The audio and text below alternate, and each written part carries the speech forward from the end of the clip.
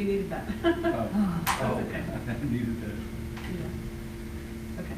Yeah, when the pop-up comes, there you go.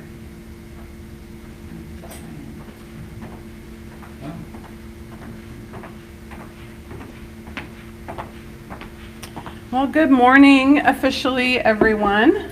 Hopefully you've all gotten signed in, everyone's gotten your needs met. It's almost 10 o'clock and we're all here. I think this is who's going to be here this morning, so we'll go ahead and get started. Why don't you come on up and talk to you real quick. Sure. My name is Susan Eisenhower, and I'm the instructor of the class this morning with a company called Elevate My Scores.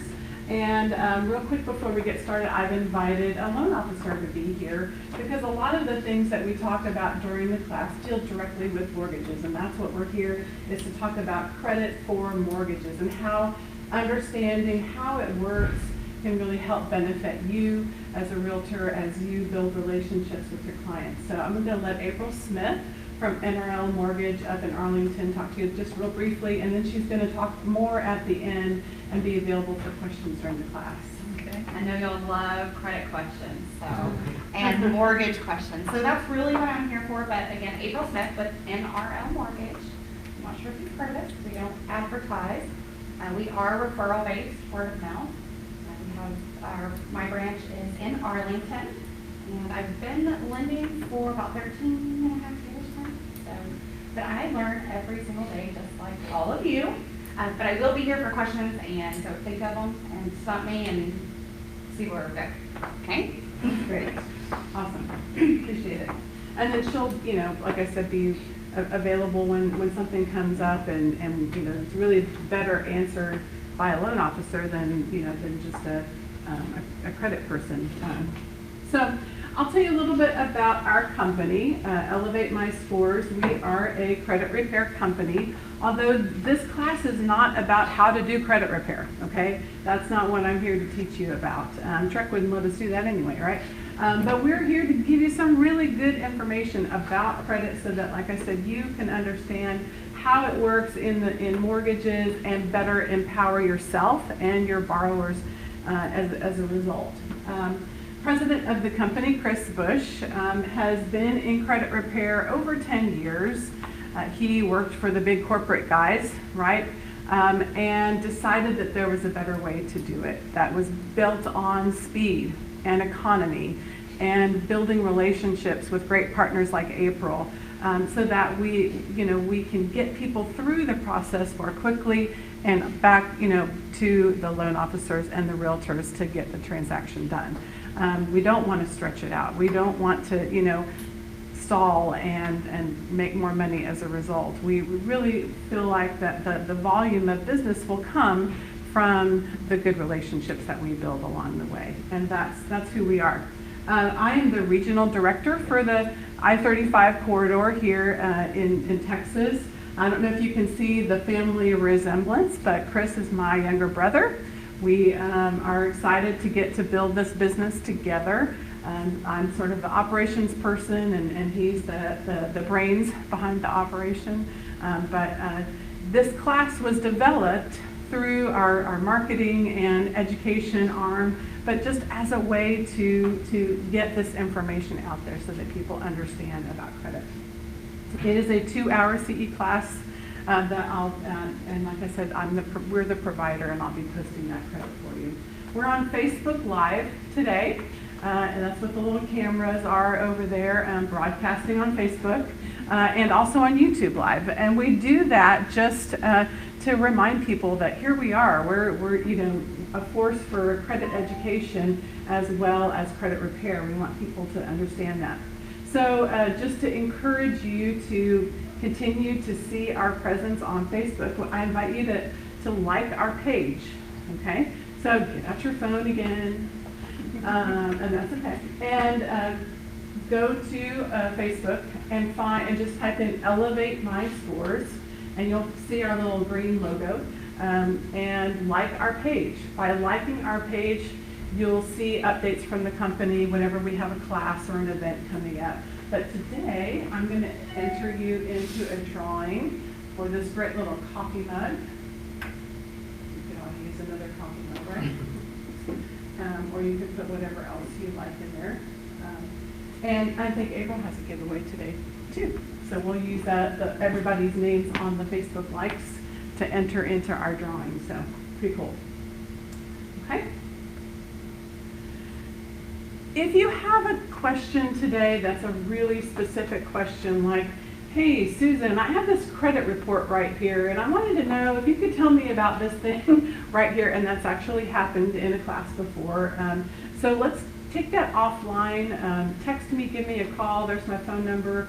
And then that way I'll make sure that this afternoon or within the next 24 hours, I'll follow up with you. Because sometimes you do find, this does kind of jog your memory in thinking about a client or a situation and something that you'd like a quick response on. So go ahead and feel free to just send me a message, and that way I know that after the class we'll be, following up quickly, okay? But this is a small enough class that that you do, you can just ask questions. You don't have to, worry about interrupting or whatever. So feel free to use this nice, smaller environment today. Let's have a great dialogue about credit and questions and concerns that you have, okay? All right. You should also have a packet, like I said, to take notes. There's an outline of the class with, where you can keep all of your notes handy. You've also got my business card with my number and email address, website, all of that, and then a little bit more information about our company for later. All right, so good. So let's just talk about what is in a credit score. What does that number mean? And kind of take that apart a little bit. So why do you see 3 scores on a credit report? Because of the 3 different. 3 different companies? Yes. Okay. Sometimes we call them bureaus, right? 3 different credit bureaus, companies, that have information, right? And do you know the names of those companies? Equifax, Experian, and TransUnion. Yes, 2 E's and 1 T, right? Equifax, Experian, and TransUnion. Okay, so they are the 3 main credit reporting bureaus, and they have information, and that information generates a credit score. Okay, so why are they different? Why are they not the same? That's a good question. I know, right? Why aren't they the same? It's all information about you. You're the same person. Why are those numbers so different, right? Well, one of the reasons is that they have different information, okay? So not every creditor reports to all 3 bureaus, okay? So some creditors will only report to 1 or 2, right? Some report to all 3. So if you layer all of those differences in, that can generate some differences in the score. So like you might have a medical collection and it's reporting to TransUnion only. And so it's dropping your TransUnion score, but it's not reporting to the other 2 bureaus, right? You layer on top of that, credit cards or other things that may only report to 1 or 2, and then that's one way that you can see some varying in the score, okay? Another reason why the scores can be so different has to do with credit cards, okay? So credit cards can really cause a lot of fluctuation in your scores. One of the reasons is that they don't always report to the bureaus on the same day of the month. So you, like for example, you've got a Chase credit card, and it might report on the 1st to Equifax maybe, and TransUnion, and then on the 15th it's going to report to Experian, okay? And whatever information is in that report of that day generates the credit score, okay? And if you know, a part of your credit score is based on credit card utilization. So if on the 1st you just paid your bill, right, and your balance is really low, that's a nice rosy picture, that day it's going to report a really much better score for those cards. Then on the 15th, if it's the day that you paid all your bills, right, and the balance is pretty high, it's not as rosy of a picture, right? So the score that will be generated will be a little bit less, okay? So that credit cards can cause some fluctuation there. But the big difference as to why the credit scores are varying has to do with algorithms, okay? We hear about algorithms, you know, on Facebook has an algorithm, and so, you know, the different formulas, right, that they use. So basically, an algorithm is just an algebra problem, right? It's the formula that is used to compute the credit score, okay? And they all use different ones. Would you pass back one of those packets to her that she just came in? Perfect. Awesome. Okay. So now you might be thinking, okay, so she's telling us they use different algorithms. There's 3 different bureaus, so there must be 3 algorithms, right? That sounds logical, right? No. There are over 100 different ways, 100 different algorithms in computing credit scores. And I usually pause right there because let that soak in, right? 100 different ways to compute a credit score. Wow. Okay. And the reason why that shocks us so much is because, you know, we feel very empowered that we can get any kind of information about ourselves, right? We can get our medical records on our phone. I can get my bank balance on my phone. I can see my investments accounts on my phone. I can look at this thing and that thing, right? And so I can pull up my credit score on my phone, and that number, you know, 655 or whatever it says, that's it, right? Not necessarily. The answer is it depends, right? It really does depend on where that score came from, right? As to what it's going to do for you, right? A loan officer in a class, you know, kind of joked and said everybody sees their Credit Karma score and says that that's the score. Well, Credit Karma is not going to lend you any money, so they don't take that as a lender's score because they're not a lender, right? It's informational, and we'll kind of dive into why those differences are there in a little bit. So now when you see FICO in the credit world, that gives a lot of credibility to a credit score. In fact, a lot of people say, oh, that's my FICO score, so that's the real one, right? That's the important one. That's the one I really need to pay attention to, right? And it's because FICO invented credit scoring. Does anybody know what FICO means, what the name stands for? You can tell us, April, what does it stand for? Fair Isaac Corporation. The Fair Isaac Corporation. Everyone thinks that it's like the federal income credit, something, right? It's not. It's named for 2 mathematicians, Mr. Fair and Mr. Isaac. They, back in the late 50s, early 60s, they used their mathematical, thinking to come up with a number that would tell about your ability to borrow and pay back money, okay? Because before that, there wasn't any way, you know, that would be numeric and concrete as a credit score, okay? Now, I just told you that credit scores really aren't that as concrete as we'd like them to be, but when it was first conceived, it definitely was, you know, like this is a lot more reliable. These formulas should be better indicators of the ability of that person to pay back the money, right? Now, credit scoring, although they invented it in the early 60s and such, it didn't really come to the lending world until many years later. In fact, it didn't come to mortgage lending until the 80s, okay?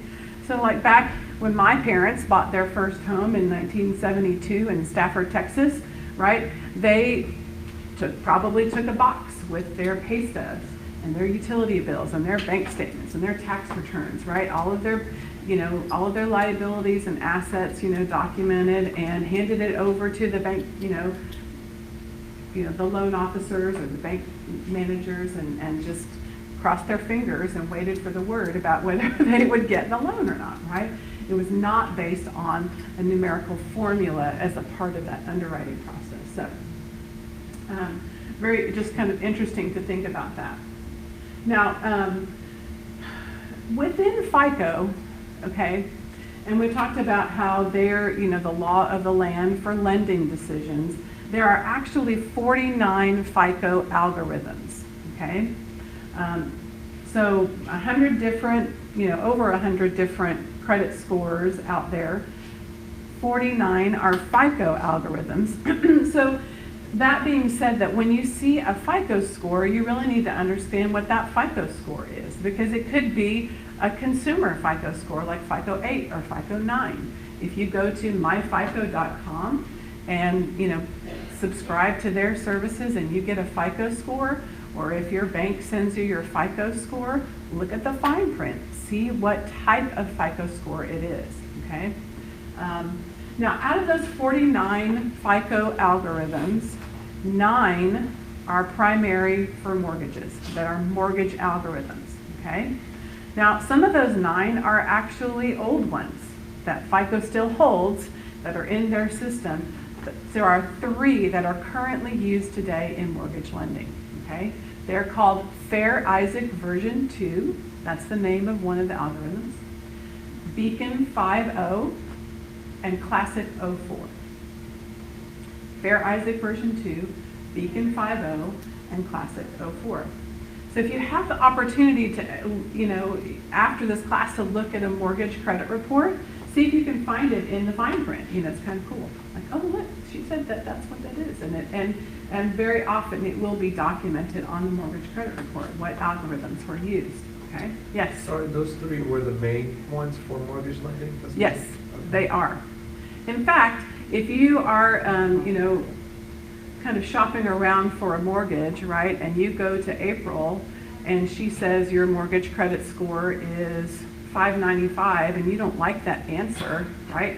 If you go down to XYZ mortgage company, down the street, and they, on the same day, they pull a mortgage credit report, your mortgage credit score is still going to be 595, right? Because the mortgage lenders are all using those same algorithms, right? So it's the information that would change, not the algorithm, okay? Now, back prior to 2008, as we know that really has kind of shifted how mortgage lending is working these days, right? Back prior to 2008, you could probably go down the street and get a different answer. There were some of those other mortgage algorithms, the other 6 out of that 9, that are a little bit more lenient.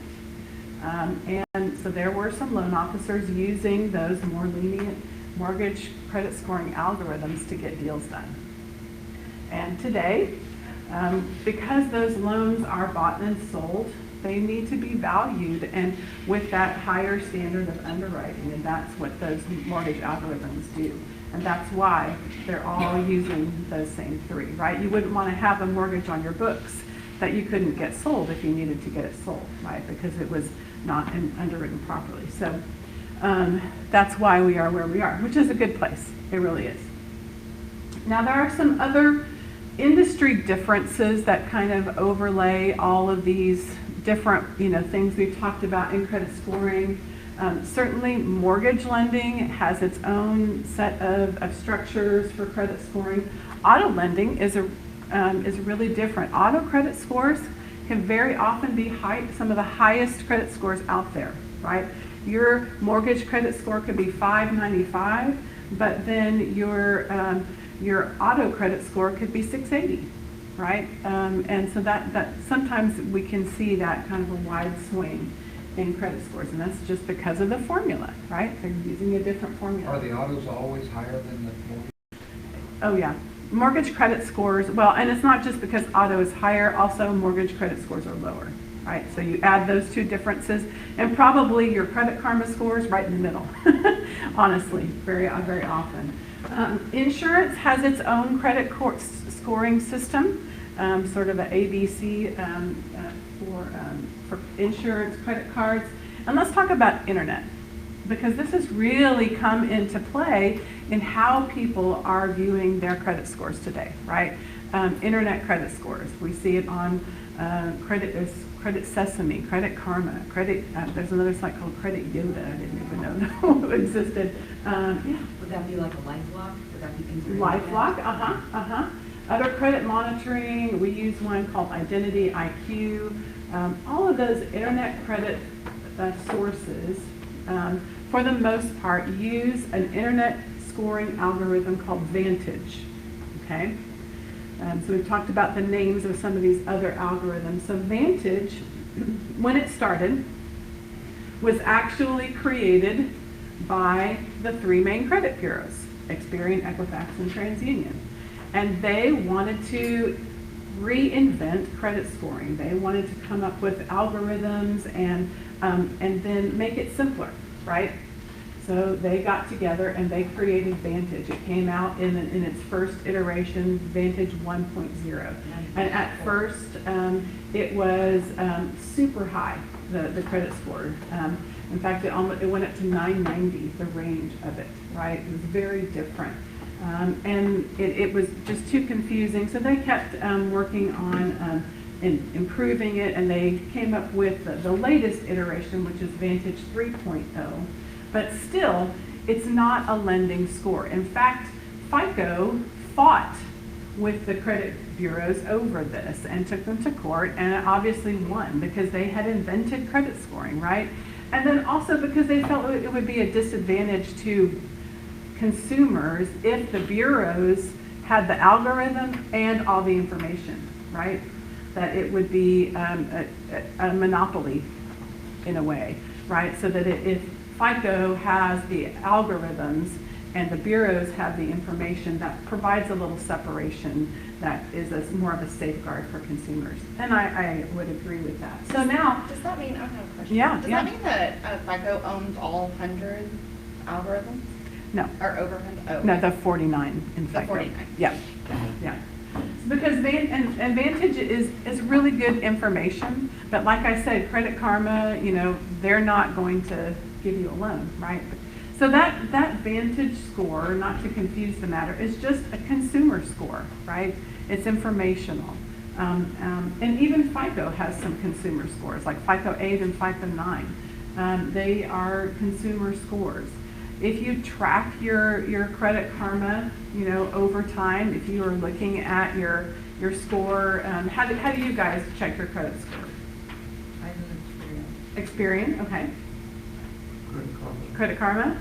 Does anybody's bank give them their credit score? Yeah, or your credit card? I know Capital One has Credit Wise, I think, is built on it. American Express, yeah. Discover Card sends you your credit score too. I used Identity IQ for a short time, for about 6 or 7 months. Just to kind of watch it. Yeah. Of course, they're trying to sell me security, and I feel pretty secure. But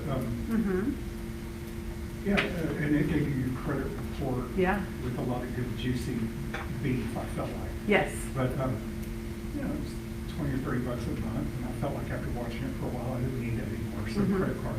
Yeah, absolutely.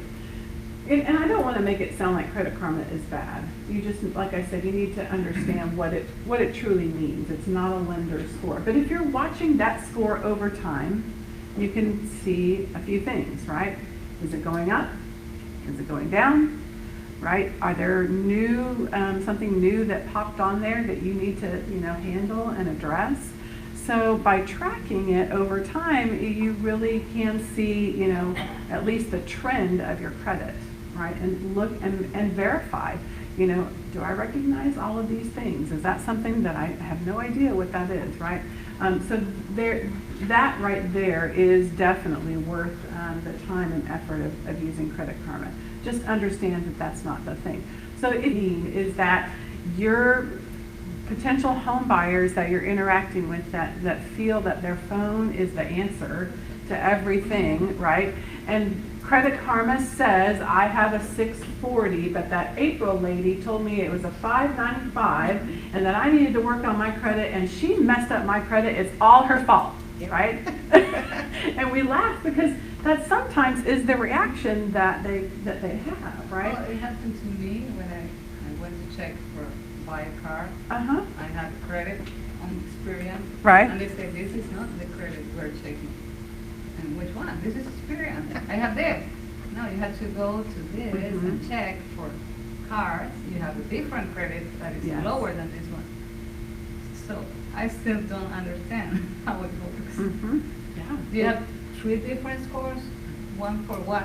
The other for cars, the other for lenders? Well, and so if you were looking at Experian, you were seeing your Experian score, right? But there are 3 credit scores that are generated. Yes, but I had Experian, suppose, 620. The other Right. one was 640. The other one was 7. Yeah. And they say, none of them. You have to check our score. And it was 40 points less Right. than the lowest. It's like, I don't understand. So I have 4 to check how it works. You need way more than 4. Way more than 4. That's an Yeah. interesting point. So I find Uh-huh. with other people and with myself Uh-huh.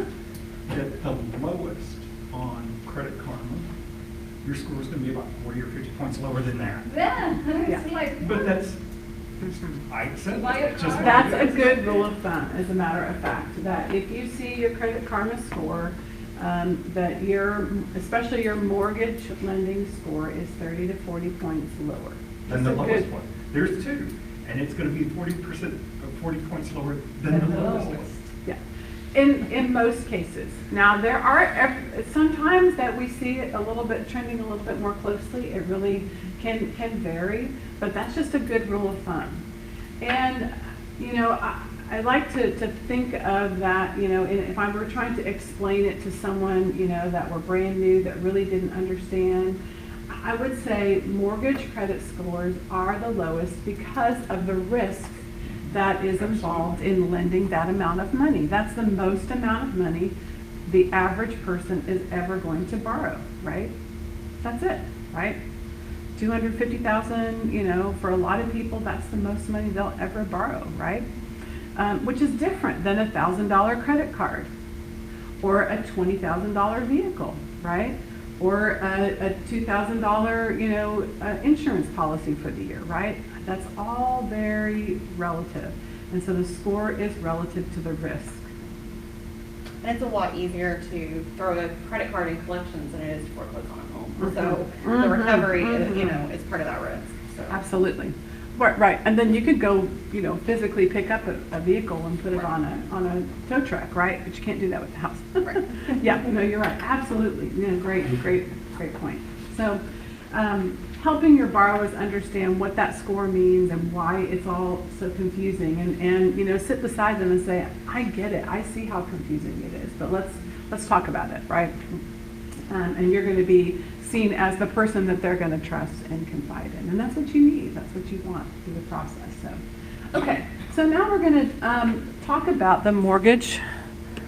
Hello, computer that is sleepy. Here we go. All right. Talk about the whole mortgage FICO scoring model. There are 5 sections, and we're going to break down each, you know, some points to remember about each section going forward. Okay. So the largest section of the credit score is payment history. So 35% of your credit score is based on payment history. This is the history of all of the open and active accounts that you have. Okay? Notice the emphasis on open and active. Okay? So this explains why loan officers very often say, don't close anything, right? After you've gotten pre-qualified, right? Don't pay off a credit card and close it. Don't pay off your vehicle, anything like that, right? Keep all of that open and active, because that open activity is benefiting your credit score, right? And how it does that is through the information, but also through the months of review. So each trade line, that in credit speak, that's what we call an account, right? We call it a trade line as it reports across the 3 bureaus. So each trade line has its own months of review total. So every time you make a payment, that each month, that number gets higher and higher and higher, that months of review. 10 months, 15 months, 20 months, right? Sometimes 60 months, 70 months, 100 months, right? In terms of a student loan, right? Or a mortgage, right? So that month of review total, as it gets greater, the more that account helps to benefit your credit score, okay? So the ones with the lower months of review, they're on there, but they're not as beneficial as the ones with the greater months of review.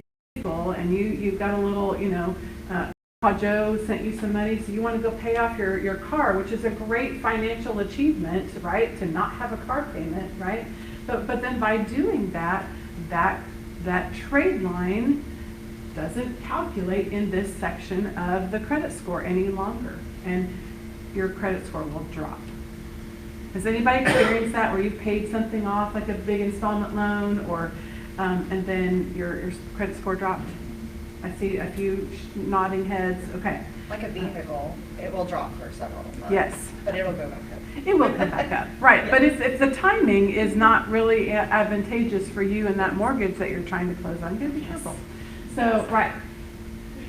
Now, a credit card that you use sometimes and sometimes not, right? Maybe it's just one of those in case of a rainy day kind of cards, and we, should probably all have something like that, but very often we do. Or maybe it's a store card that we get just to, put some gifts on or whatever, and then, just keep it open. But if you're not having regular activity, you're not checking the box for that month of review. So it could help those trade lines if you had some activity on them every now and then, charge a tank of gas on it, pay it off. Or put a small charge on it like your toll account bill or something like that, just to keep some regular activity on some of those cards that you are your sometimes cards, right? And that will help that. This section also calculates all of your negative information, okay? So negative information on a credit report are things like late payments, collections, charge-offs, bankruptcies, tax liens, all of those type, and we'll go into more detail about all of those things later. So all of that negative information is also calculated in this 35% section, okay? And that kind of explains too why when you have a late payment on your mortgage or a late payment on your auto loan, why your score can drop 60, 70 points, sometimes even more, because it's in this big percentage section right here that is calculated, okay? Any questions about payment history? No, okay. So the next section, 30%, is amounts owed, all right? So this part of the credit score right here deals only with revolving accounts. You know what I mean by revolving? Like a revolving door? It's a credit card, right? Yeah. So it's like the money goes in and the money goes out. The balance can always be, changing. You can charge it up, pay it off, charge it up, pay it off, like a revolving door. Money going in and money going out, right? But an installment account doesn't work that way. So an installment account is like you borrow $30,000 for a truck and you just got to make those scheduled payments. You can't get it paid down halfway and decide, ooh, I need some tires and rims, and go borrow back against that line of credit, right? That doesn't work that way. You can only just chip away at the balance over time. So this section right here is only revolving, right? But guess what? If you have no revolving accounts, take that out. That's your credit score, right? You get no points in this section if you don't have a credit card, okay?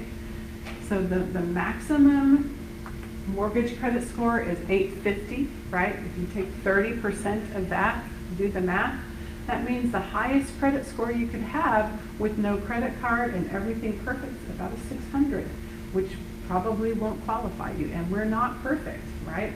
So the bottom line here is if you have no credit card, you will probably not qualify for a mortgage.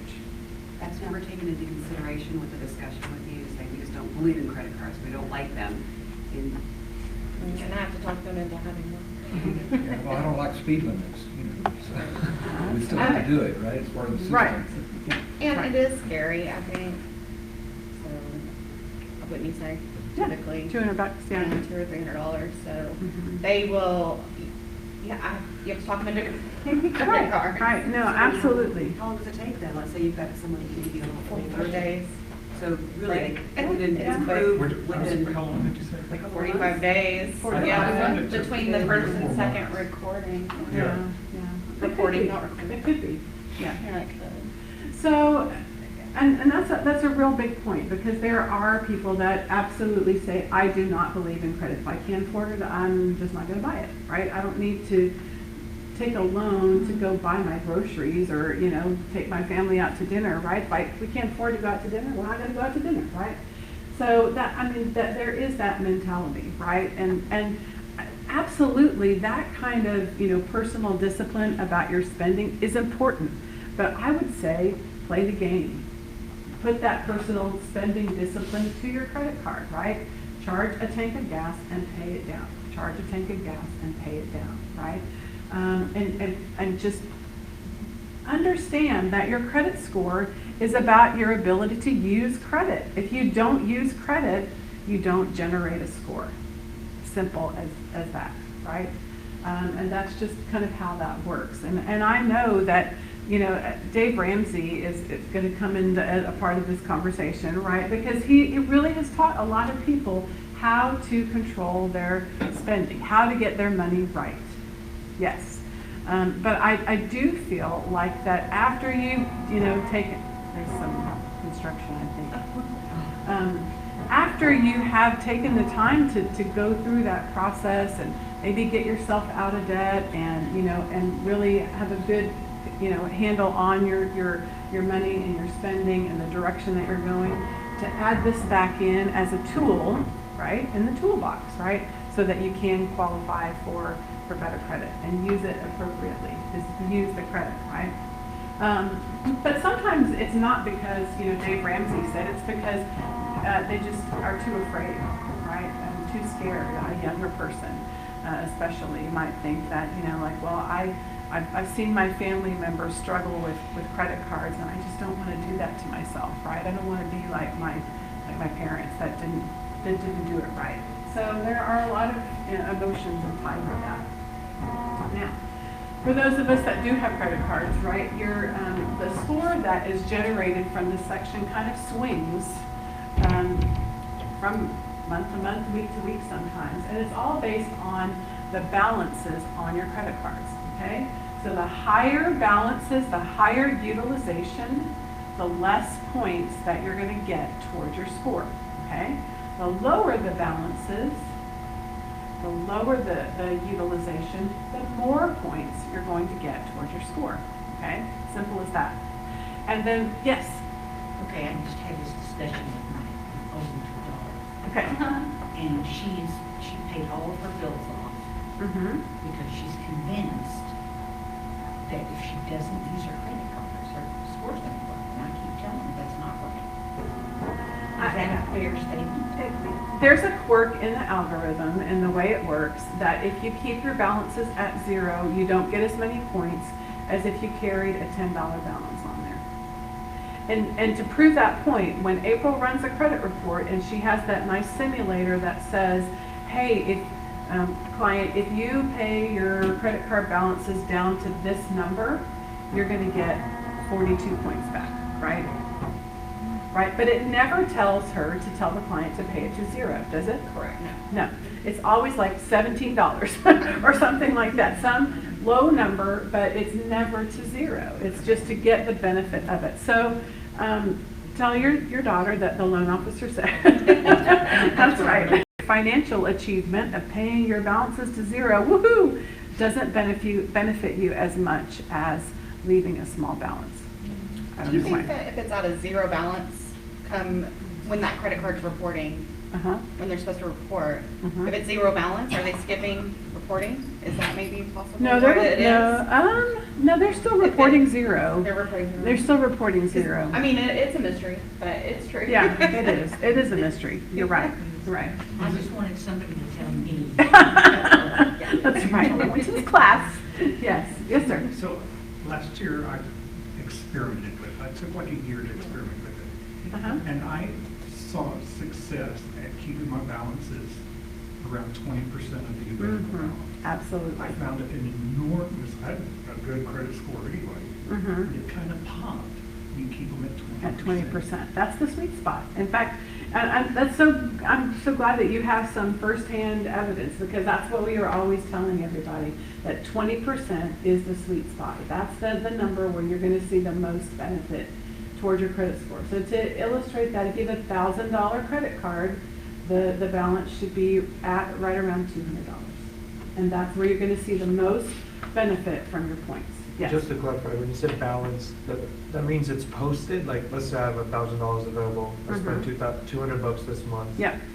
So when it's due, do I want to pay that 200 off, or do I want to kind of make a minimum payment, like that's? You could make a minimum payment, but don't pay it off completely. Leave Okay, $10. okay. Interesting, so take that, to whatever that percentage of interest is, take that loss.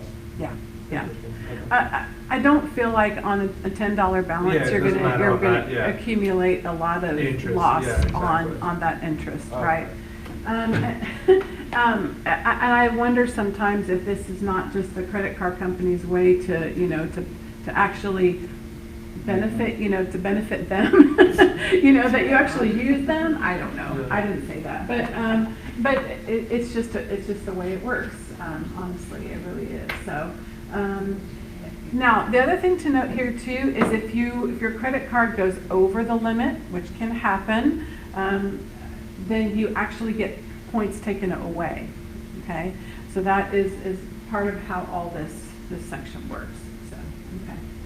All right, now the next part of the credit scoring model is length of history. So it's 15% of the score is based on the length, the amount of time that you've had open accounts. So it's just a straight up average of all of your open and active trade lines. Okay, all right. In order to maximize this section, you need 25 years of average credit history, all right, which is hard to build, right? Another reason why closing all those accounts, right, could really be a detriment to your score, right? And in fact, probably a revolving account could potentially be the longest trade line you ever have, right? Because you're going to pay off a car, you're going to pay off a student loan, and you're going to pay off a mortgage, right? Right? But you could have a credit card for longer than a mortgage, right? In fact, some of the highest credit scores we ever see, those, you know, close to 850 kinds of credit scores, come from folks that have an American Express card they've had since 1980, right? Right? Or a BP gas card, right? Those are the uber high credit scores, right? It's that length of history that just adds a nice filler into the credit score, right? Okay. So now, that being said, you can easily manipulate this total, right, by becoming an authorized user. Have you ever heard that that term before and understand what that is?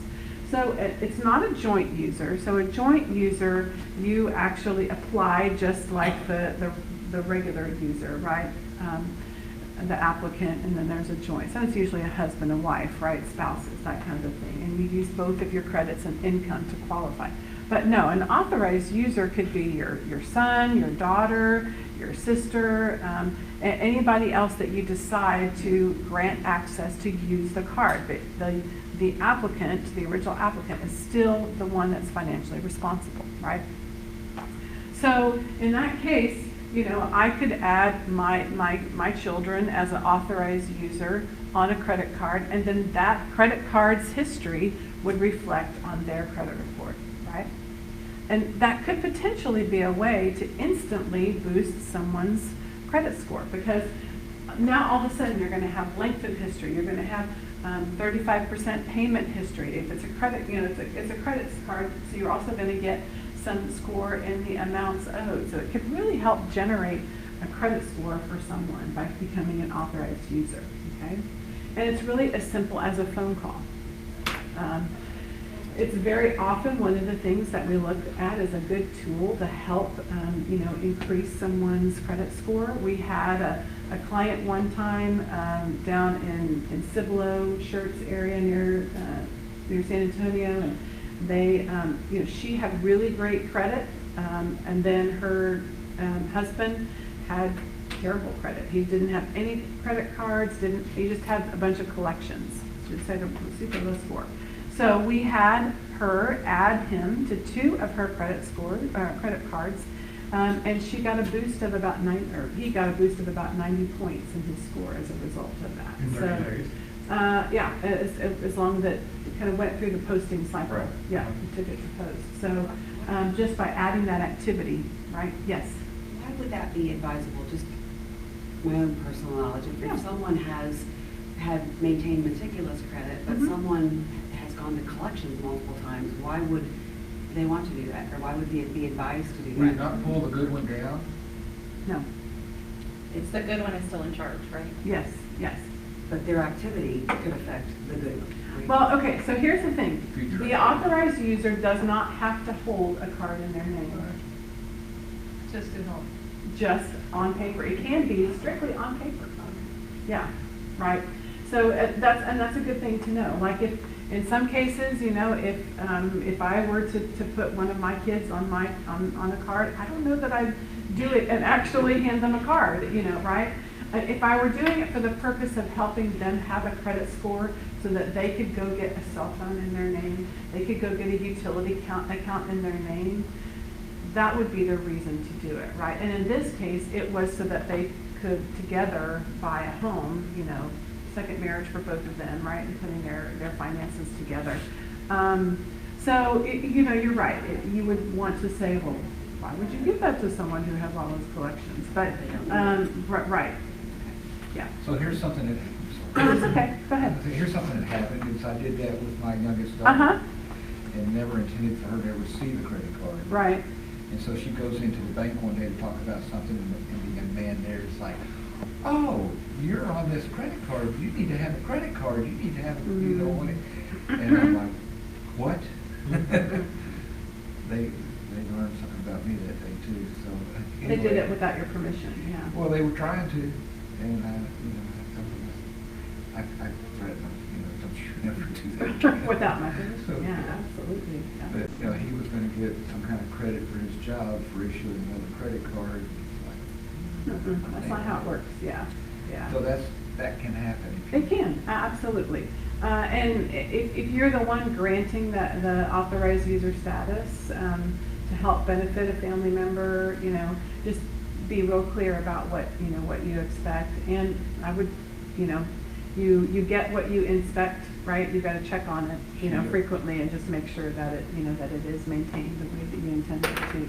So I'm sorry, what was your question? No, my comment was about that. So I actually had a credit card closed when I was in college on me, Uh-huh. like a change credit card. Right. So my mom actually did that. She put me as an authorized user Uh-huh. for Bank of America.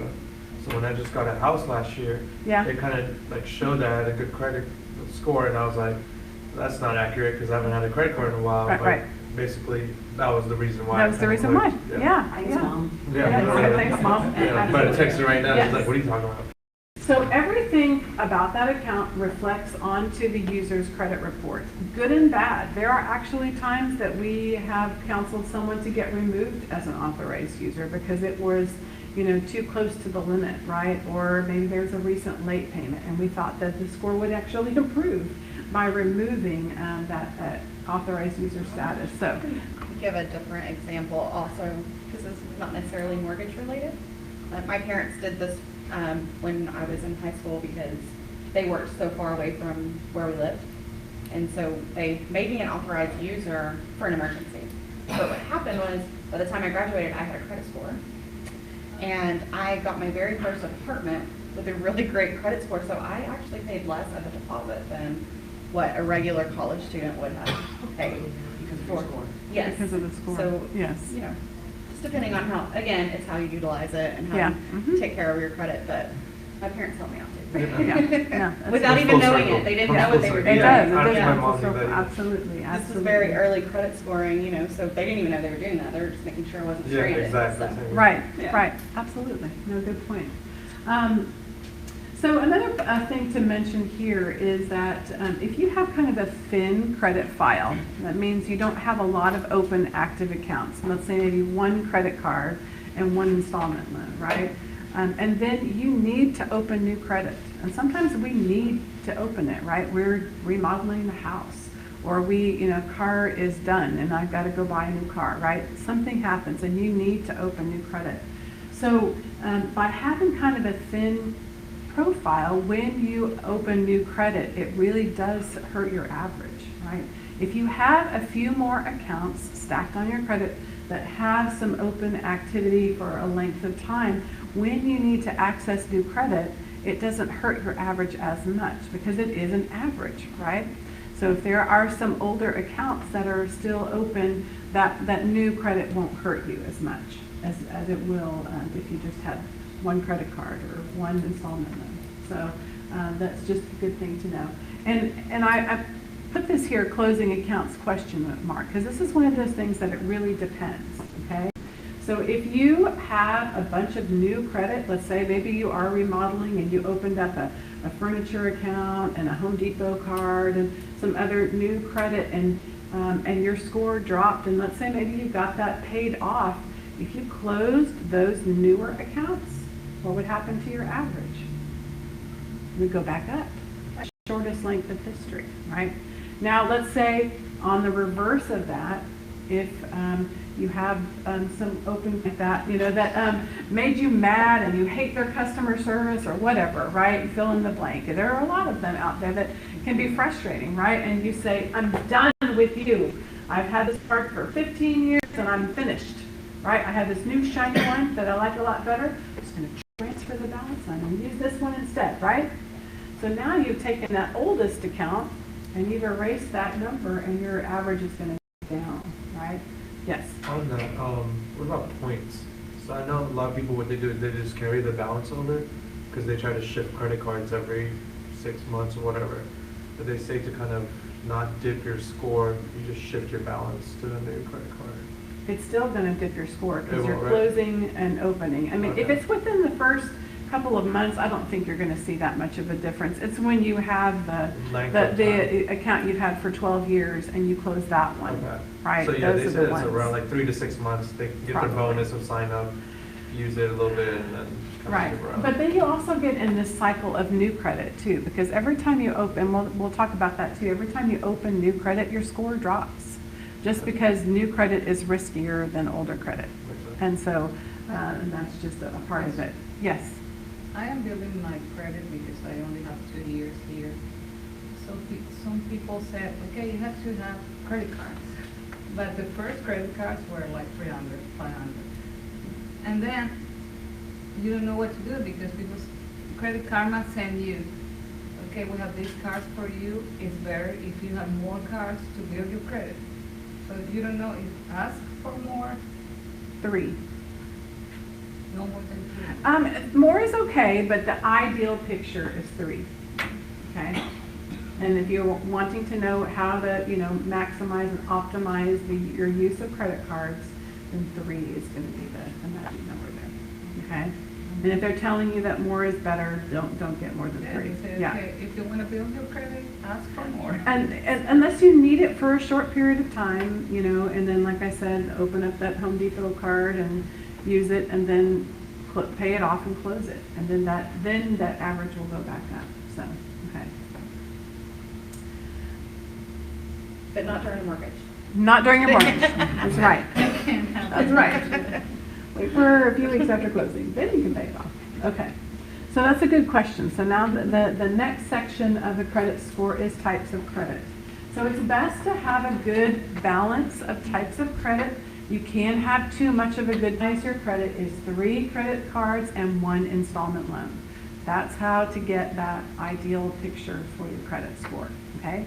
Now that doesn't mean that if you have 2 installment loans because you have a car loan and a mortgage, that you need to have 6 credit cards because I have to get that ratio, right? No. I'm just telling you the ideal picture, right? Okay. Your score can be negatively affected by having too many of certain types of accounts. So you can have too many store accounts, all right? A store account is like a Target card, a Walmart card, an Old Navy card, a Victoria's Secret card, all the right? Store cards. And you can only use them at that store, right? So we had a client one time that actually had on her mortgage credit report one of those reason codes that said too many open store accounts. So we started looking through the credit report. It was like, well, okay, well, how many are really on here? And we just kept flipping the page and flipping the page and flipping the page. This client had 25 open active store accounts. And they were all in good standing. She made payments on time, she was using them. They were, she was keeping up her agreement with the credit card holder or credit card company, right? So why would that penalize her? Well, it looked kind of risky, right? Just having all of that. And we kind of teased her a little bit because we saw her address was in Addison, Texas. And so we were like, you don't live by the Galleria, do you? And she's like, oh, how did you know? Oh, well, I guess we could, kind of tell by your address and of course, your spending habits. So we worked with that client to close some of those store accounts to get that reason code to fall off. But we also didn't want to hurt her length of history. So we strategically closed the newer accounts, right? And that helped improve her length of history and then helped to get that, that reason code to fall off in this section, okay? You can also have too many financial accounts. A financial account is a personal loan. Usually it's a short-term personal loan in the case where someone does it over and over and has too many. And without being indelicate, I would say that these are the shopping center loan stores, right? That kind of a thing, like Speedy Payday Cash, payday loans, One Main Financial, Sun Loans, Rise. There are a whole bunch of different companies out there. Very high interest, short-term personal loans, usually to get from one paycheck, get over the hump, right? And probably one would not adversely affect your credit as long as you made the payments and completed your agreement. But that's not the way folks do it. It's like, it's like candy, right? It's like they get one and they pay it off and like, oh, I can just go get another one, right? I can just get another one, right? And we do see that usually folks are doing this in a cycle, right? They're getting 3 or 4 of these over the course of a year sometimes. And if you're an underwriter and you're looking at a credit report, do you view that as someone, oh, look, they paid all their bills on time? Or, oh, that's someone who can't pay their bills, so they're going out to get a short-term personal loan. And that's riskier than someone who's not doing that. So, and unfortunately, I do think they're marketed as something that could help build your credit. One could potentially be okay, right? Not a pattern. So just something to note there. And then the last part of the credit score is new credit. And like I said, new credit is riskier. In fact, the highest rate of default happens in the first 90 days of opening any kind of new credit, okay? Right? Whether it's an installment loan or a revolving account, okay? So anytime you open up new credit, you're going to see your score drop from this section because you have opened new credit. After 90 days, 6 months or so, those points will come back to you, okay? So for those folks that are, trying to, play the game on credit card deals and balances and interest rates, that could be something that would just hold them back here because they're always restarting that clock, right? Mm-hmm. Rather than keeping the credit open, okay? Now the other part of this section is inquiries, all right? So there are 2 types of credit inquiries. There are hard inquiries and soft inquiries. You're familiar with the 2 and the difference a little bit? Soft is what we usually do on credit card and stuff. Yeah. Okay, so soft inquiry is just informational, right? I just want to take a look, right? I want to see what's on there. So that's what you do for credit monitoring. It's a soft inquiry. A credit line increase on your credit card, that's a soft inquiry. A job application where they do a background check and check your credit, right, is a soft inquiry, okay? Those have no negative impact to your score, right? The background check, when we check, and then credit monitoring. And then when you get a pre-screened offer in the mail, the credit card or an email or whatever with those are all soft inquiries also, okay? Now, a hard inquiry is where you've actually applied for credit or applied for a loan, right? Okay? So a hard inquiry drops your score anywhere from 3 to 5 points per inquiry, okay? All right, notice I did not say 35, 3-5, right? It is that small, yes. For example, if you're going to check your credit to buy a car, they check your credit in 3 different banks. Is 3 and 3 points, or it's just 3? Let's talk about that, because autos are a little trickier. So, now, and very often when you go to buy a car, they're not just running it 3 times, they're running it 15 times. Yeah. 15 times. Yeah, very often. They're trying to take advantage of a shopping window. Okay, so let's talk about shopping windows. So, a shopping window is a theoretical thing, and it's actually not just theoretical. The CFPB says that you should have the ability to shop around for a mortgage, a car loan, or a student loan, right? Not a financial account, right? We don't want people shopping around for those personal loans, right? But for a mortgage, that's normal, right? A car, we all need a car, right? And for a student loan, we need education, right? So those are the things where you have the ability to shop around, okay? Right? So when you are shopping for a mortgage, you can go to 3, 4, 5, whatever mortgage companies and run a mortgage credit, right? And then all of the, within that shopping window should count as one inquiry, okay? Right? It works that way with auto lending as long as the way the finance manager is processing the inquiries, they're all coded as auto, okay? So all of the inquiries coded as auto should condense into one, right? But here's the trick. So when you go to the finance department at the dealership, they're running your credit, and some of those companies are auto financing companies like Ford Motor Credit or Capital One Auto Finance, right? They only do auto lending. But there are also banks and credit unions that do lots of types of lending. So those inquiries sometimes, when they're, even though the dealership is sending it out, it's sent out as a financial inquiry, and there's no shopping window in financial lending in those personal loans, right? How long do you have if you are going to check for a mortgage and I'm going to visit her? 30 and days. next week? 30 days. 30 Yeah. days. 30 days. Yeah. What do you So- mean there's no window for financial? What were you talking about? There's no shopping window that allows you to shop around for personal loans or that kind of thing. So if I want to get a personal loan, let's say a credit consolidation loan or something, and I go from, you know, this credit union to that credit union to that credit union, those are all going to count individually as hard inquiries for every application. Right, yeah, right.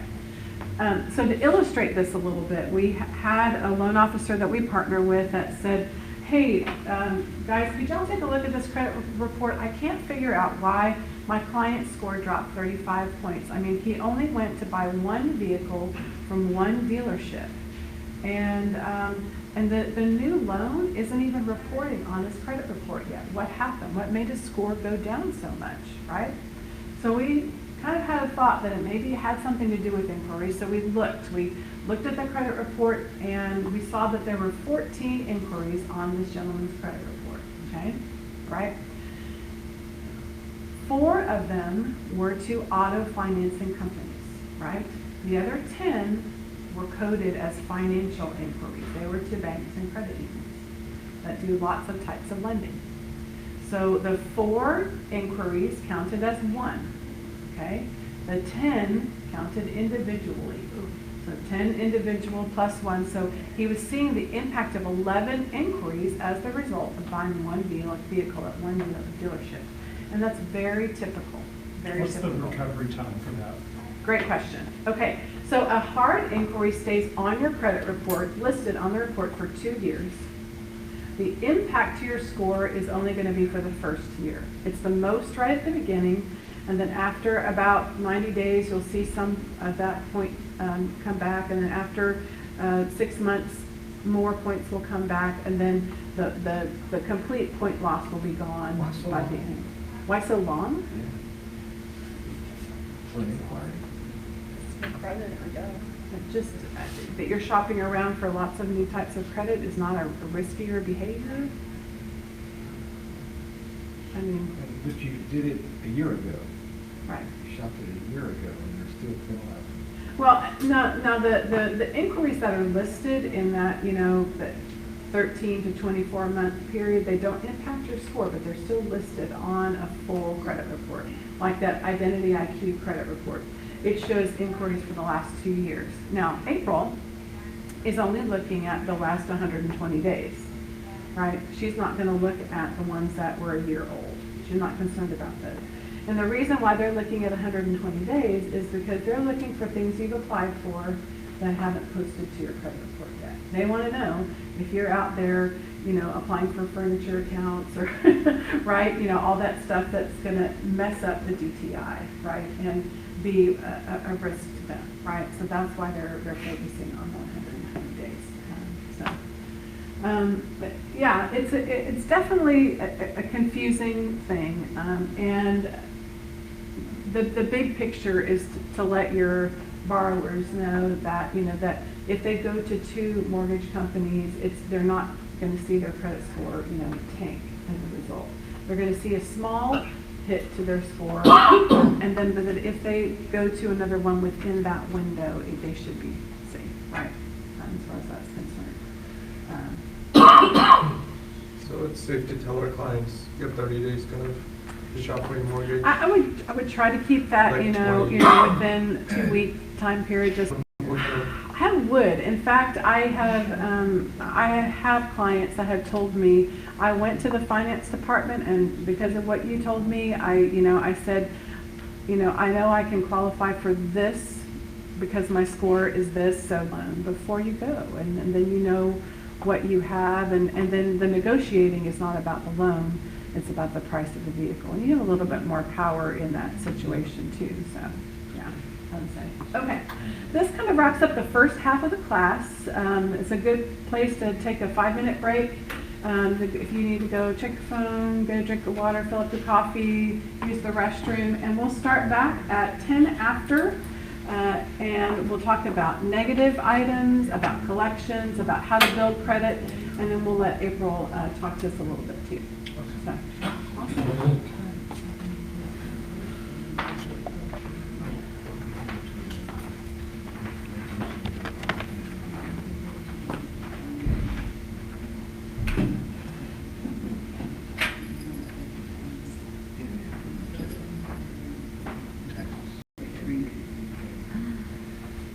What do you say when you go to one of these places? Please don't check with the bank. Just be very specific about where you want them to run your credit. I have to ask, because I'm doing it. I'm checking to buy a new car. Yeah, I would say, run it with if they're, or, motor credit, maybe you get a 0% interest rate, or you get $2,000 off the price, and just say, hey, just run that Ford motor credit and let's see what happens. Motor And, credit. yeah, just those go down to your bank and say, what could I get approved for an auto loan, and then take that letter of pre-approval with you to the dealership, and then, it's on them to help you, get the best price from that point, That's what I did. Is it- I For have a me, credit. everything here is new. It's like in my country, the more you use the cars, more limit you have. When I came here, people say, no, you only can use the 20% of the car. Why do I have it if I can use it? It was so different for me. I took my pre-approval with me through my credit union. So okay, here's what I'm looking for. Just And they go saw the and choose the interest car. rate they quoted. And if you were with a Savvy Financial, is the best, manager there at the dealership. And they saw the interest rate, and we think we have one person that can outdo that interest rate. And so I let them run with just one person. And it did beat my credit union's interest rate. Well, there you So, go. Well, but yes. you had information, and maybe they wouldn't have done that if you didn't already have that in place, Yeah, good point.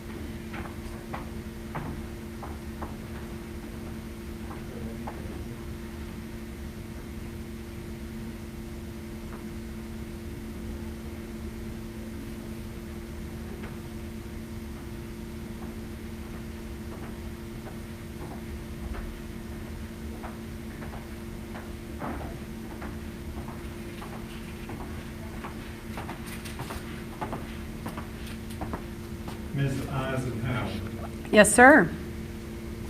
When and where do you hold classes like this for the general public? So something that would be more of a consumer-oriented class. Correct. Whenever you decide to tell me to come. How about that? It's a good answer. Honestly, I would love to do like a credit for home buyers type of a class, or be a part of a home buyers education class.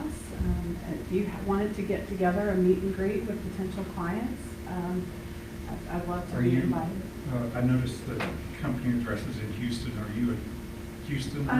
We have a branch in Houston and in the Austin area, so I'm associated with the Austin office. But I'm up here probably about once a month. Okay.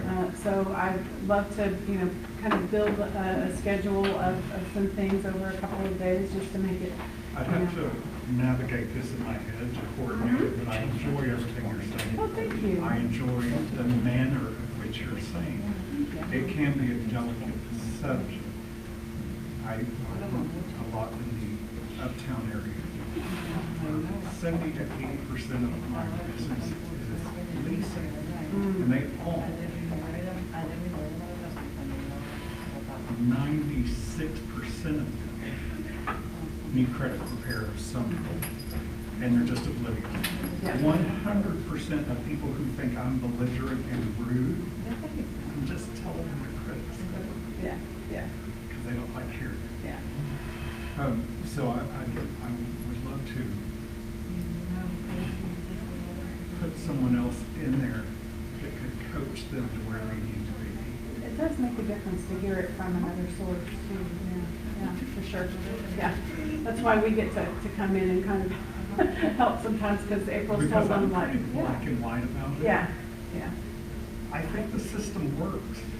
And if you have a 525 credit score, there's a reason. There's a reason. And the more Yeah. defensive you are about it, Uh-huh. probably the more obvious it is you're not paying your bills. Yeah. Sometimes, sometimes those low credit scores are because they don't have a credit card too.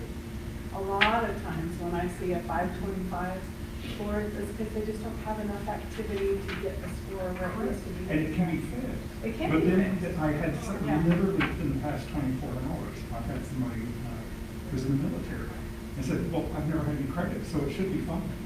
No. Your score is your ability to use credit. If you're not using credit, it's not going to. It doesn't generate- start at 800. Yeah. Work backwards, right? Right. Wouldn't that be nice? Right. Yeah. You can do the electronic signing here with us. Can you open up your phone? Open up the and just point it at the other one.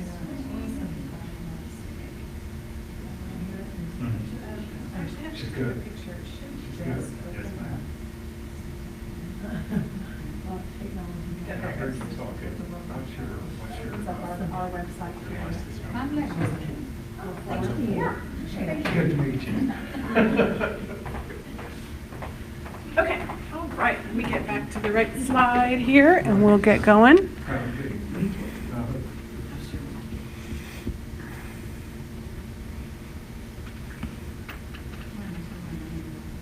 Okay, perfect. So let's talk about how to build credit, all right? Report. But as we learned, if you don't have a credit score, you don't generate any points in that section. And so how are you going to get a credit card if you don't have one to start with, right? It's kind of like the chicken or the egg, right? If you don't have that, where are you going to start? So a secured card is a very good way to start. So as the reverse of that, an unsecured card is what most people hold, is that you just apply and your credit score allows you a credit card with that amount, right? But a secured card then means you're going to put down a security deposit. And that deposit is going to guarantee the credit card that you're given. And those are given for people that have lower scores or no scores in some cases, okay? Now, read the fine print when you're applying for a secured card. Some secured cards will check your credit, and you can be turned down for a secured card if your score is low enough, right? If you go to your bank or to your credit union and they offer a secured card and you've got a 500 score, you're not going to be granted a credit card from you know, and very often it happens to us, you know, somebody says, well, you said to go get a secured card, so I decided to go down to my bank and they wouldn't give me one. What's up? Right? And the answer that we tell them is, I didn't tell you to go to your bank. I told you to go to this one right here, Open Sky Visa. And the reason why we recommend that one is that they don't pull credit. They don't check your credit at all. So there's no hard inquiry that drops your score, but they're not looking at your credit score, all right?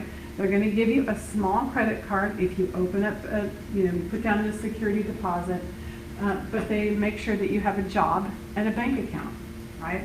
That's what they're going to verify. That's it. So for someone who has no score or a very low score, it's a great way to start. My oldest daughter, she's 22, just kind of getting started. She's a senior in college, wanted to start building some credit. She just opened this for herself. Took some money that she had saved, and so she's using it. She's been checking in with me, you know, about using it and paying the bills and asking questions, and it's been a great opportunity for me to help her, you know, handhold her through that a little bit. What's the number? Like $100, $300, $500? What would be a number? So the minimum on this is $200, Minimum but it's up to $2,000. So you could pick anywhere in the middle. So minimum of $200. Open Sky also reports to all 3 credit bureaus. So that's the big thing about this one. Some secured cards don't report to all 3 bureaus. So if you want to get the best potential to benefit your overall credit profile, this one's going to help you get there. The fees are also reasonable, $35 annual fee and an 18-ish percentage rate for the interest, which is actually average for all credit cards. So it's not bad, right? Yes? And on that, you want to keep a 20% balance? Mm-hmm. Okay. Mm-hmm. Like, that's the whole formula, That's right? the whole For the formula, balance. yep. Charge a tank of gas, pay it down to about $10, you know, rinse and repeat, right? Just keep that procedure going for a period of time, right? And any score impact from the inquiry or the new credit hit will be negated by the credit that you build by using that card over time, right? So we found them by going to creditcards.com. They're a really great site. They do a lot of credit card comparing. So you can see the different programs that are out there. They divide out unsecured versus secured and compare them. Pretty unbiased, so they're not trying to sell you something, but it's a good resource. So that's how we find them and actually kind of stay in tune to what changes are in the programs too. Installment loans are also a part of building credit. So, you know, very often a student loan is the very first installment loan that anyone ever gets, right? And that could potentially be something that could really help to build someone's credit profile, okay? And because you don't, I mean, they're looking to make sure you're not in bankruptcy or anything, but basically everyone qualifies for a student loan, right? When it comes to that. Now, there is a part of credit building that's called self-reporting, okay? And that means you kind of take the initiative and get this data onto your credit report. You can do that through rental reporting. And this link is in your packet as well, so you don't have to write it down or try to copy it off the screen. But it's a rental reporting service called Rock the Score. It reports to Equifax and TransUnion only, but it reports your monthly apartment rent or house rent that you're paying monthly to your credit report as an open active trade line, okay, right? And for someone that has a thin credit profile, this could benefit them to give them some activity for something they're paying already, right? This service is about $7 or $8 a month. They do look at your agreement. They do look at your lease agreement. So you can't be renting from, you know, your uncle, right? You've got to be renting from an apartment, you know, or a property management company, right? But then that will help you continue to have that activity on an ongoing basis. It's a good thing. Experian Boost is another type of self-reporting that has gotten really popular. Have you heard of Experian Boost, seen the commercials? I am using it, but Okay, you're using it, okay. I try to put my bills, Uh-huh. but sometimes they don't check it. It's free. Strange how it works. Yeah, it's a free service. I think they're just trying to kind of keep up with all of the intake of, but what they do is they scan your bank account for utility payments, and then they use that data to report to Experian only, okay? So this rental reporting works with Equifax and TransUnion. Experian Boost works with Experian, right? So and they have commercials for it. They say, I raised my credit score 12 points, and whatever. But technically, it was really only their Experian score that got raised. Yes? Sorry, it's kind of out of the topic. Which one out of the three is like the higher? Like, do you want a better Equifax score, TransUnion? Doesn't matter. They're all kind of even. Okay. Whatever it is, they're going to drop the high and the low, Okay. right? For mortgage, at least anyway. So there's not one better than the other. Okay. Right. They'd like to tell you that, but Yeah. now there are some that like TransUnion accepts all kinds of data, and so there are some that have different, niche in the market, but they're not necessarily that there's one that you want to have that's better than the other. Okay. No. Can I ask you a question about the rental again, please? Uh-huh. Would that work in the case where my daughter is in an apartment at Ohio Uh-huh. State and Uh-huh. we pay her apartment rental? Could that work for her even though we're paying it auto draft, but she would get credit for rental payment? Is the rent agreement in her name?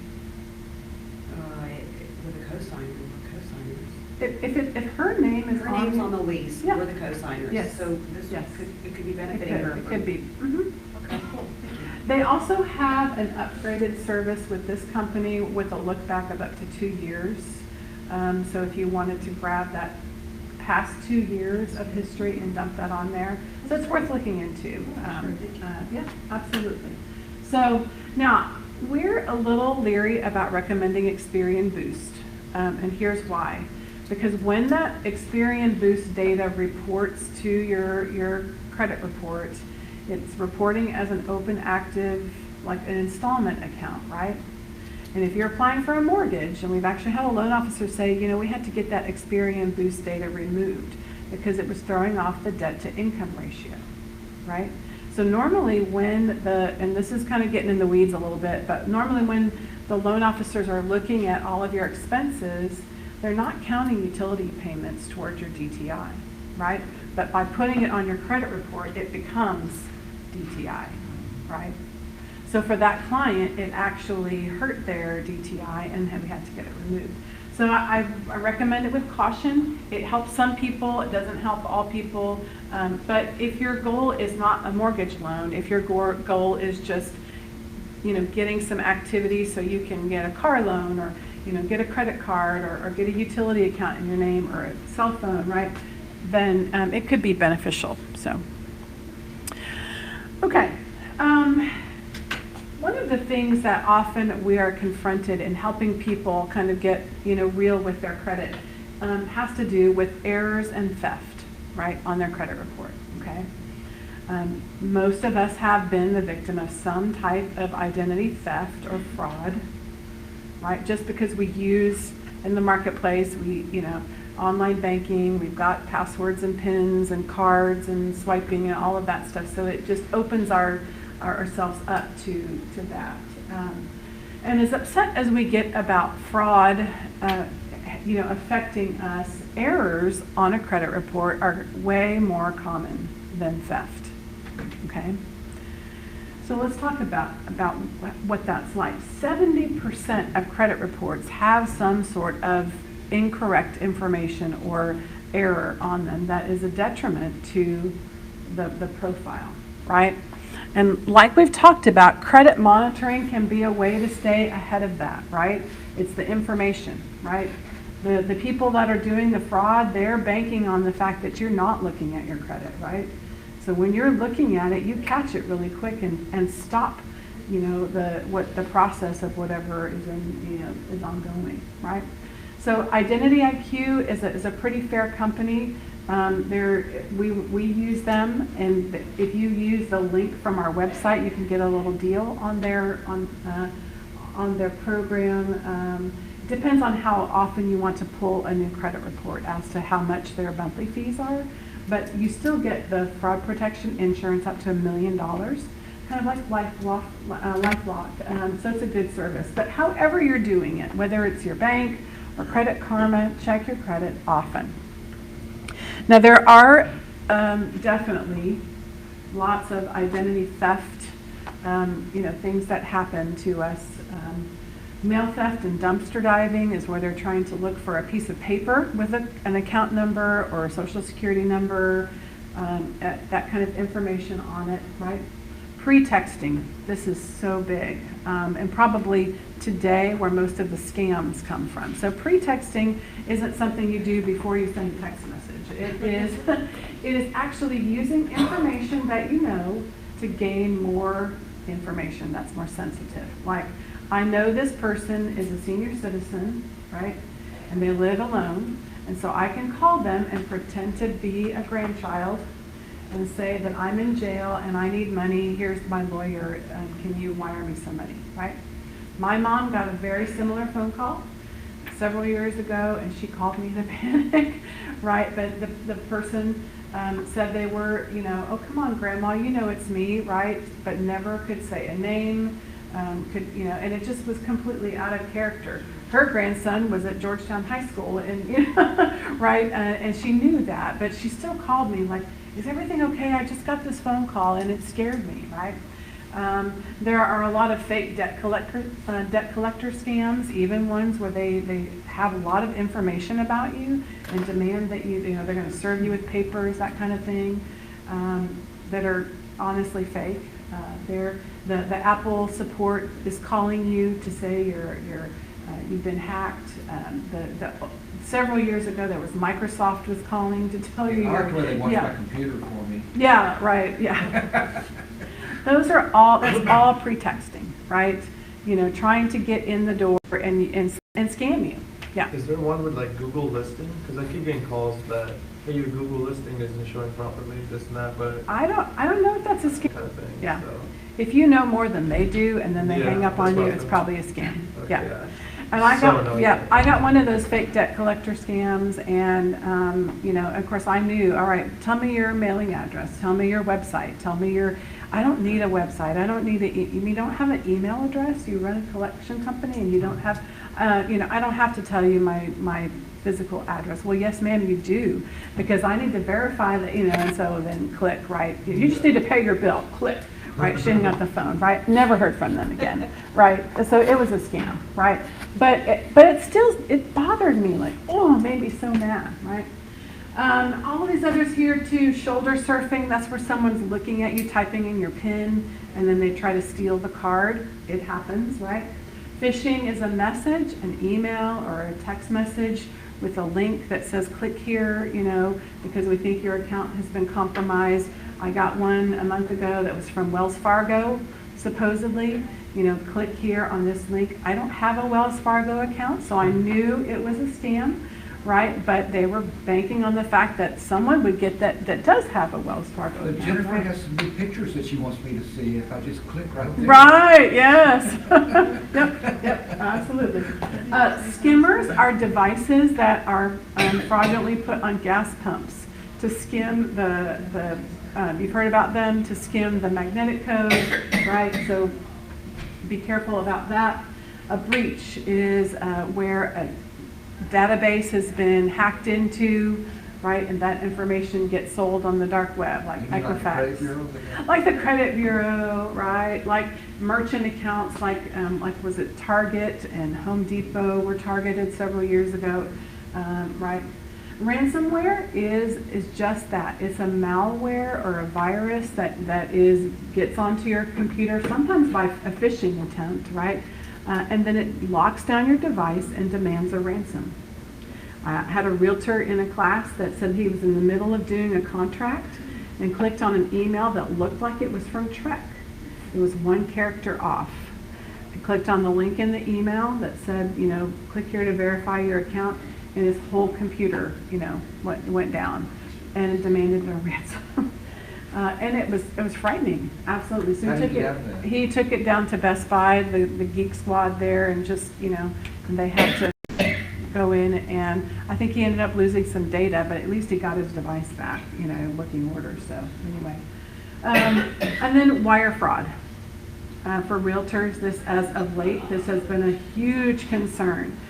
Being very meticulous about how your title company communicates to your borrowers and vice versa, right? There's a whole title company in Austin that is no longer there as a result of wire fraud. But there are stories I keep hearing. I thought Austin was just hit harder, but no, it's all over. And I'm not even, I don't even hold a truck license for real estate. You know, I'm a truck instructor, but I'm on the spam list. I still get emails, right, and spam emails, like but I'm not a realtor. So it's big business. All of this is big business, right? And it's big business if we're not looking, right? You get what you inspect, right? If you're not looking at your bank balance, when and to happen, right? But as upset as we get about all of that, errors statistically are way more common. Why is that, right? When you've got all this data swimming around in the credit bureau and then it shakes out on a credit report, if some people have a common last name like Jones and they live in a highly populated zip code like Round Rock, Texas, 78681, right down the road from me, you're gonna have some cross-reporting. Some things are gonna pop on your credit report that don't belong to you. It just statistically is going to happen. So if you have a common last name, Jones, Smith, Martinez, Lopez, Thompson, and some of the ones that I've seen recently, and you live in a highly populated area, you're going to have some cross-reporting. It just happens, okay? Mr. Thompson that lives in Round Rock is one of our clients, and he's been dealing with that, right? So now, that being said, juniors and seniors in families is even more greater that you're going to have cross-reporting, right? Because you have practically the same name, and you've lived at the same physical address, not just a zip code, right? So juniors and seniors almost always have things on their credit report that belong to one another, junior, senior, right? I've even seen it with same first name and last name in the family, but a different middle name, and then we still had cross-reporting. It's just the way it happens. Now this last one here is really weird. It's we call it a Social Security mismatch. So if you have 4 letters in your name that match with 7 out of the 9 Social Security digits, the files merge. And to illustrate that, we had a client named Roberto who had a credit card on his account, and he said, "This is not mine. It's a Chase card. I've never had a Chase card. And look, it has a $3,000, limit and a $1,000 balance. And they've been making the payments every month, and he was so upset about that. Look how they're using that card." And we're like, really? Well, first of all, a thief is not going to make the payments every month, right? Someone that's stolen your identity is going to charge it up and throw it in the trash, right? That's not what has happened here. What we did come to find out is that account belonged to Robert, and Robert shared 8 out of the 9 Social Security digits with our client Roberto. And probably Robert had some things on his credit report that belonged to Roberto, right? Because their files have merged. And so we could go about, helping him remediate that situation, but it can happen. And that's why Social Security numbers are not issued consecutively in families any longer. It used to be back in the day, maybe when we were little, that mama would go down to the Social Security office and get everybody's, with the birth certificates and get the Social Security numbers, and they would be issued consecutively, right?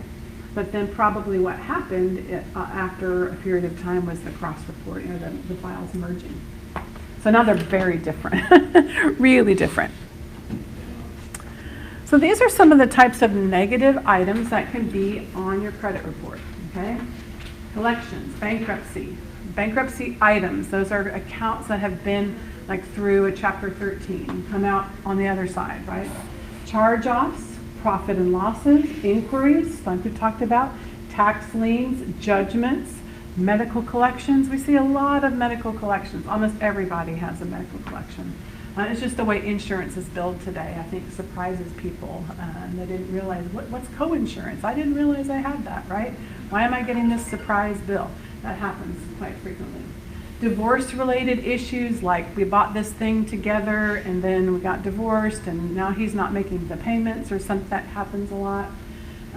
Identity fraud, like we've talked about, sometimes does rise to the level of something that shows on your credit report. Foreclosures, I would include short sales with that. Repossessions are really hard. A lot of times people think they give the car back to the bank, you know, because they can't afford it anymore, and that it's all going to be okay. It's not okay, right? What happens is they charge off the car, you know, the loan. So you have a charged off $15,000 collection, right? And then the bank sells the car and gets their money back. So now they're collecting on that amount from you, and they've already made their money back. So it's really hard situation. And of course, late payments are all included in this. Now, in the state of Texas, the burden of proof is on the creditors, right, to maintain complete files with the credit bureaus, right? Non-obsolete, accurate, and verifiable information, right? If an investigation from your trustee credit repair company can prove that that information is not accurate, verifiable, complete, or non-obsolete, then the item must be removed from your credit report per the Fair Credit Reporting Act. We do a legal process of investigating here in Texas with credit files, and that's how we help people get things remediated and get them back on track, right? And we can talk a little bit about what that looks like from a client perspective and for you as a referral partner a little bit later, but that's how we do it. That's the nuts and bolts. This is how we help people. Because this is kind of a little bit more of a gray area here, okay? So a collection is where you are being collected on from a collection department, like within the bank or the credit card, or it might be sold off to a third party, right? That company that is collecting on the debt now. Or maybe it's a fourth party. Sometimes it gets sold and resold, right? So how many of you think if you have a collection that if you pay it, it's going to help your credit score? I would think it would. You would think it would, right? You say no. You have one yes, one no. Since you're asking the question, it's gotta be no. Yeah. Gotta be no. Sitting somewhere still is not being paid, somewhere in the universe, right? Yeah, yeah. The answer is it depends, okay? And it really does depend, okay? So, now, there are different types of collections, right? Medical, credit card, apartment, service companies like, you know, utilities and such, like I said. And so that can determine whether it would benefit you to pay it or not. But for the most part, you should understand that a collection impacts you the greatest right when it first reports, okay? And then over time, as that collection gets older and older and older, the impact is less, right? And like I said, for 7 years, that collection, right, remains on your credit report until the activity is 7 years, right? And then it drops off, okay? So let's say you have a collection and you haven't paid it, and you haven't paid it, and you haven't paid it, and you haven't paid it, right? A couple of years go by, right? And then let's say, you know, you have a great tax return, right? And you think, oh, I should probably pay that collection. And then I'll stop getting letters, and I'll stop getting bugged by them, and I'll be done, right? Taking care of my obligation, right? And you would think that paying that 2-year-old collection would benefit your credit score, right? But now that credit score, that collection is so old that it's really not impacting your score as much as it did at the beginning. So when you pay it, you start the clock over. So now it's a zero balance collection, and it's impacting you as if it were a new collection, right? So that can really hurt. Now, if you have that collection and it's been 1 month since it went to collections and you pay it, it's not going to hurt you. Really, you're not going to see that much of a score impact. You're already right there, okay? So that's the difference there. The answer is it depends, okay? In the case of a medical collection, you know, like April's not worried about a medical collection, okay? It doesn't, that medical debt is not something that factors in the debt to income ratio, okay? So that's good. But it does have a credit score impact, okay? So it can be something that, you know, with, like I talked about through our investigations, that can be addressed and can help people improve their credit scores, okay? So that's a thought. Now, a credit card collection, on the other hand, like let's say, probably the most commonly charged off credit card company we see is First Premier. A lot of times, because they just have such high fees and they'll give them to lots of folks, right?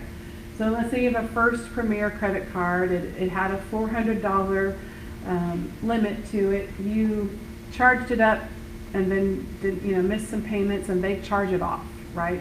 Now they're collecting for $600, right? Okay, so now you have a $600 First Premier collection on your credit report, but you also have a trade line for First Premier that's reporting over the limit, right? So you're being hit for that collection, and you're also being hit for an over the limit credit card, which, like I said, can take points away from that section. So if you pay that one, no matter how old it is, we'll kind of take a look at it. It might actually benefit you to pay that collection. And we know that First Premier, once it's in collections, will very often take a settlement. A settlement means, hey, First Premier, if I pay you $200 instead of the $600 that I owe, will you consider the matter closed? And they'll say yes, right? And then that matter is closed. That trade line is not, over the limit anymore, and you will see a benefit to your credit score.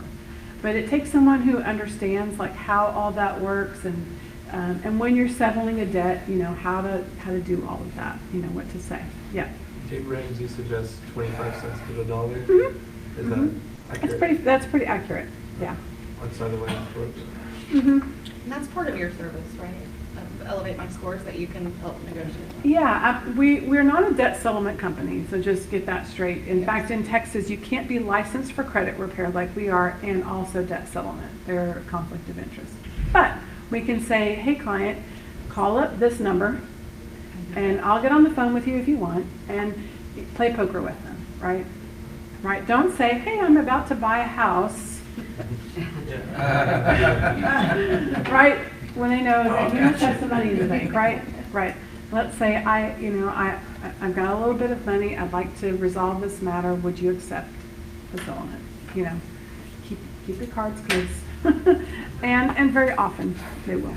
Right. How long can it take to repair a credit line to buy a house? The average client that comes to us needs about 80 points or so to get qualified. Usually they're coming with about a 550 mortgage credit score, right? We have one 440. 440. Okay. He has money in the bank account and big credit score, and he wants to buy a house. And we said, Well, we'll need to take a look at why he has a 440. Is it because he has no open active credit cards? Has no credit card. Right, and maybe just some old medical debt or, right, that kind of a thing that's hurting his credit score.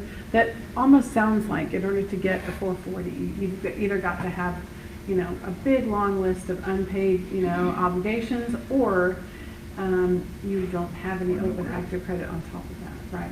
so do we have to check it before to send the client to you? No, we have a way to do a soft inquiry, to pull up a credit report and take a look. But if they do have, let's say they've been to see April and she said, I really feel like you need to talk to our referral partner, I'll send them your credit report. If you give me permission, I'll email it to her, and then she can see the mortgage credit report. We can do it sometimes like that with a mortgage credit report.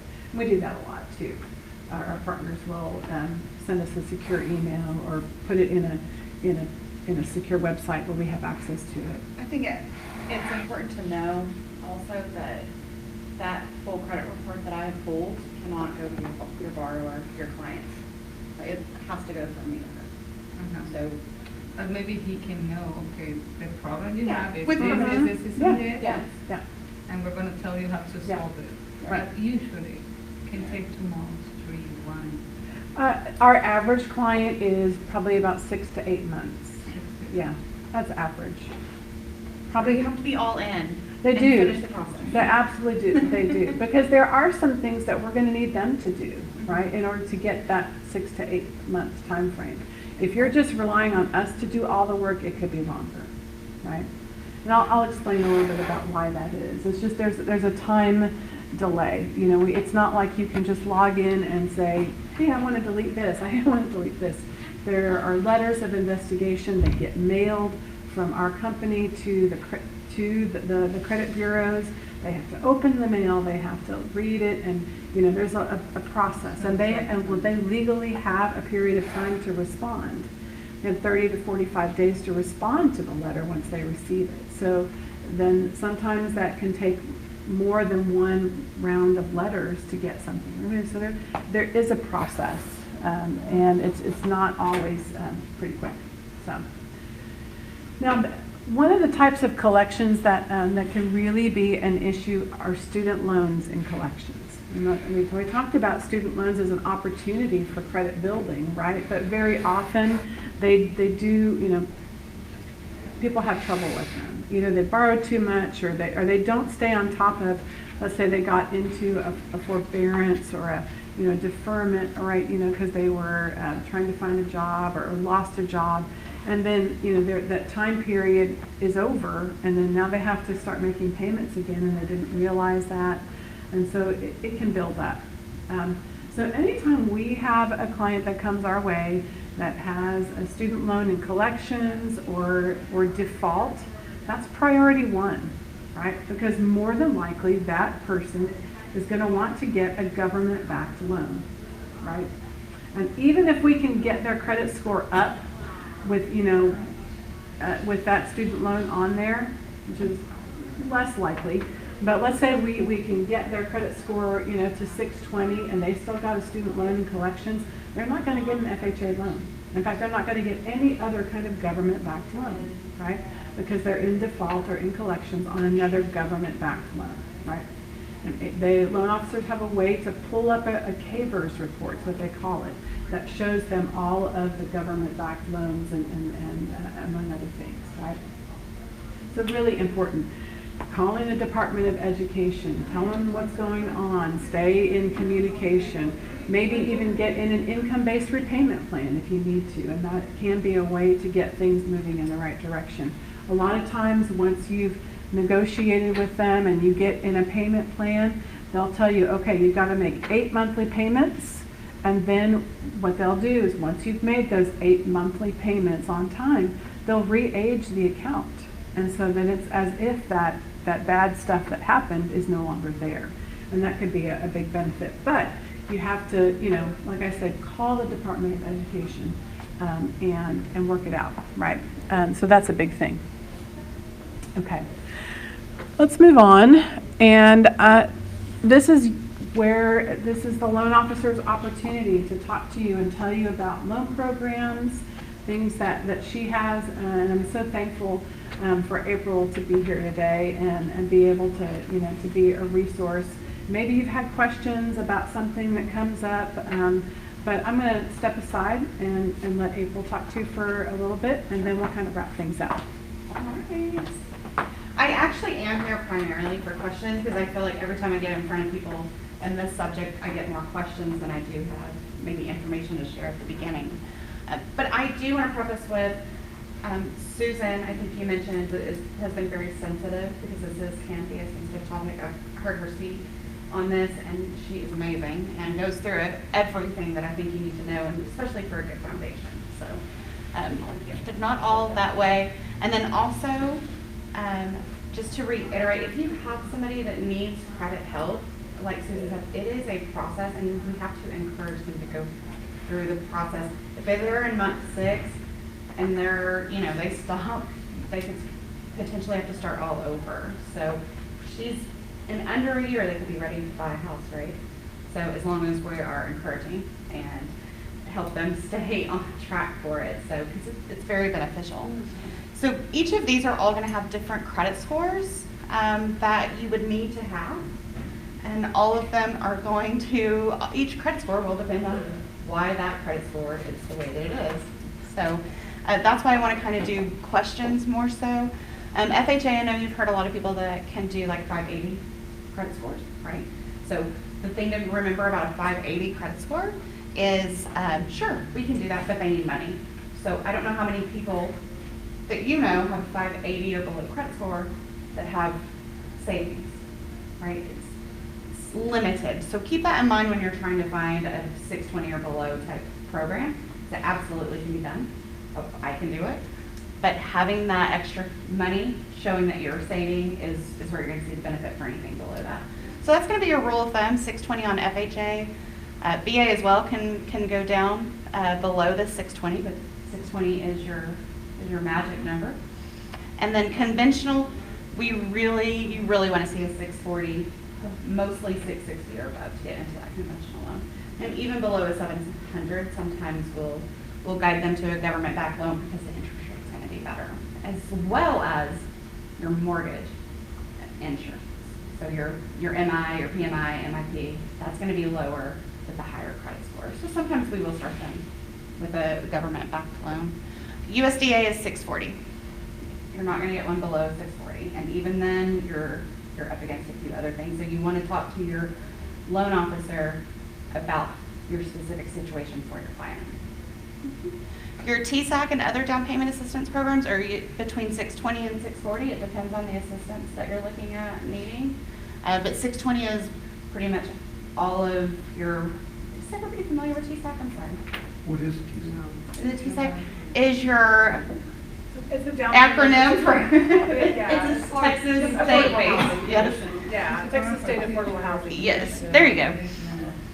So it helps with your down payment assistance, and it's for the state of Texas, so It's a anybody. grant, yeah. And there's sometimes there are local programs in different metro areas, yeah. I say, oh, this is a program for teachers, policemen. Yes. Do you have like a, that's exactly what I wanted, do you have like a email that you can send out us? Because there's so many per city. Yes. And work in the Dallas area, I'm sure you guys have like clients in different cities and all that. So, yeah, actually, Susan was gonna share, the attendance today so that I could help do that. Okay, awesome. And get whatever information. I'm not gonna just blast you. No, I with understand. Information, Yeah. but I can ask you specifically what you'd be most interested Awesome. in. Thank So you. that would be helpful. So this is your down payment assistance program. You're not going to go below 620 on any assistance program, whether that is your county, your city, or state program. I've never seen one below 620. April, would you say that a down payment assistance program would have some stricter underwriting too than just like a normal FHA maybe? It can, yes. They have actually increased their debt to income ratio, so they are in line with your FHA. So your max FHA debt to income ratio is 56%, and TSAC will allow that as long as your 620 credit score is not the last 60 days of late payments or something similar to that. So I would say it will. Are you familiar with Desktop Underwriter? What the loan officers use to run for pre-approvals? So we use a system, right, before an underwriter sees the It's like a package, pre-approval right? part, yeah. So it is very, very sensitive to down payment assistance. It wants to have some compensating factors to it. So you can have a 620 credit score and be approved for your FHA loan, but it's not quite ready to give you the government assistance. Does that make sense? And right now, it really depends. I've seen it in different ways. If you have a retirement account with $2,000 in it, great. It's going to let you go on through because there's some sort of responsibility right there that it's showing. So the TSAC through underwriting, the more compensating factors that you have, the better. And it's just got a little bit stricter on, I think overall, not so much your debt to income ratio, but your savings and how much money you have after you make your mortgage payment and what you're setting aside. It does want to see those two. We're working with a client that has relatively new credit, and that's been the. Yes. Yeah, Uh-huh. she got approved for an FHA, but she didn't get the down payment assistance approval because most of her stuff is so recent. She did so a lot of Exactly. credit, so, yeah. The only thing there that I can say is if I can, or a loan officer can get you into an FHA loan, right? You're pre-approved, but not quite ready for down payment assistance. I haven't been in a situation just yet where it will tell me exactly when they will be.